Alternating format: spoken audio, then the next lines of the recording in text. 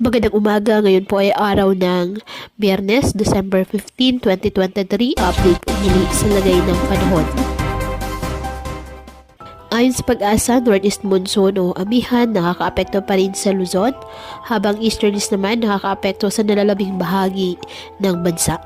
Isang low pressure area naman ang minomonitor sa labas po ng ating PAR.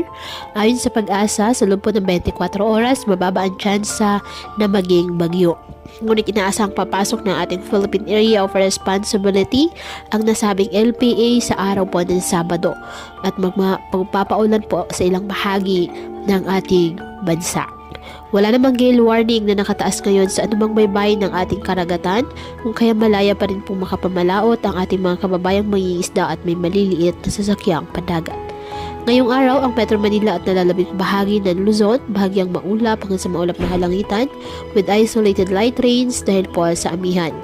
Ang Visayas at Mindanao, bahagyang maulap hanggang sa maulap na kalangitan with isolated rain showers or thunderstorms dahil po sa easterlies at localized thunderstorms. Kaya patuloy po na pinag-iingat ang ating mga kababayan sa banta pa rin ng mga pagbaha at pagguho ng lupa at ugaliin po na magdala palagi ng payong o kahit anong panangga sa ulan o di ka naman sa init ng araw kapag lalabas ng ating mga tahanan. At yan po muna ang update sa lagay ng panahon ngayong araw.